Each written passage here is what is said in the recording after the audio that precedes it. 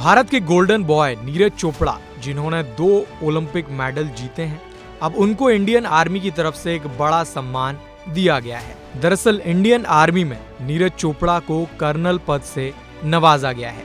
अब नीरज चोपड़ा को कर्नल नीरज चोपड़ा कहिए। अब इसके साथ ही नीरज चोपड़ा को क्या सुविधाएं मिलेंगी, सैलरी क्या होगी और टेरिटोरियल आर्मी क्या होती है, जिसके लेफ्टिनेंट कर्नल नीरज चोपड़ा बने हैं, इस वीडियो में विस्तार से बात करेंगे। और इसके साथ ही आपको ये भी बताएंगे कि और कौन कौन से खिलाड़ी रह चुके हैं जिन्हें ये पद दिया जा चुका है और टेरिटोरियल आर्मी का क्या काम होता है, इसके बारे में भी बात करेंगे। लेकिन सबसे पहले आपको बता दें कि ये पद टेरिटोरियल आर्मी में एक प्रतिष्ठित पद माना जाता है। नीरज चोपड़ा टोक्यो और पेरिस ओलंपिक में पदक जीतने के बाद अब उन्हें ये पद दिया गया है।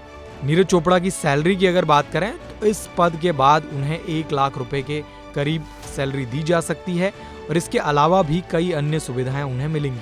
नीरज चोपड़ा के आर्मी में पदों की बात करें तो 26 अगस्त साल 2016 को भारतीय सेना में नायब सूबेदार के पद पर जूनियर कमीशन्ड अधिकारी के रूप में नीरज को नामांकित किया गया था। उनकी सराहनीय सेवा के लिए 2018 में अर्जुन पुरस्कार, 2021 में विशिष्ट सेवा पदक और उसी साल उन्हें सूबेदार के पद पर प्रमोट कर दिया गया। साल 2022 में भारतीय सशस्त्र बलों में सर्वोच्च शांतिकाल पदक, परम विशिष्ट सेवा पदक से सम्मानित होने के बाद उन्हें सूबेदार मेजर बनाया गया और अब उन्हें लेफ्टिनेंट कर्नल की पदवी दी गई है। कितनी सैलरी नीरज चोपड़ा को मिलेगी? 16 अप्रैल 2025 से नीरज चोपड़ा इस पद में नियुक्त हो जाएंगे।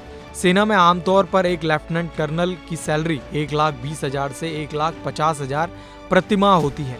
इसके अलावा मिलिट्री सर्विस पे, field area allowance, special force allowance, uniform allowance, DA, HRA, transport allowance जैसे सुविधाएं भी मिल सकती हैं। हालांकि मानद रैंक वाले व्यक्तियों को आमतौर पर सैलरी नहीं दी जाती क्योंकि वे सक्रिय सेवा में नहीं होते हैं। लेकिन अगर कभी नीरज चोपड़ा ट्रेनिंग या विशेष ड्यूटी के लिए आते हैं तो उन्हें नियमित ऑफिसर जैसी सैलरी और सुविधाएं मिल जाएंगी। यानी हम कह सकते हैं कि नीरज चोपड़ा ड्यूटी पर होंगे, यानी ऑन ड्यूटी होंगे, तब उन्हें सैलरी दी जाएगी। लेकिन फिलहाल नीरज चोपड़ा इस पद के बाद डायमंड लीग में हिस्सा होने वाले हैं। 16 मई को दोहा में जो डायमंड लीग होगी उसका हिस्सा नीरज चोपड़ा होने वाले हैं। अब बात करते हैं क्या होती है टेरिटोरियल आर्मी। टेरिटोरियल आर्मी भारतीय सेना की एक रिजर्व फोर्स होती है जिसे शांति काल में लोग अपनी नौकरी या व्यवसाय के साथ जोड़कर ज्वाइन कर सकते हैं। लेकिन युद्ध, आपातकाल या प्राकृतिक आपदा जैसे हालातों में उन्हें एक्टिव किया जा सकता है। जैसा कि अभी आप सभी को मालूम होगा, भारत और पाकिस्तान के बीच जब जंग जैसे हालात हुए तो रक्षा मंत्रालय के द्वारा एक नोटिफिकेशन जारी किया जाता है जिसके बाद उसमें यह बताया जाता है कि टेरिटोरियल आर्मी को भी बुलाया जा सकता है अगर जरूरत पड़ी फ्रंट में। और किन किन खिलाड़ियों को मानद रैंक दी गई है कर्नल की, तो इससे पहले MS धोनी को 2011 में टेरिटोरियल आर्मी में लेफ्टिनेंट कर्नल के पद से सम्मानित किया गया था।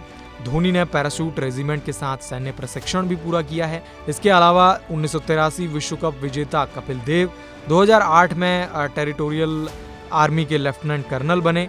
इसके अलावा 2008 में गोल्ड मेडल जीतने वाले निशानेबाज अभिनव बिंद्रा को भी ये सम्मान दिया जा चुका है। फिलहाल इस खबर में इतना ही। तमाम अपडेट्स के लिए वन इंडिया हिंदी के साथ बने रहें। Subscribe to One India and never miss an update.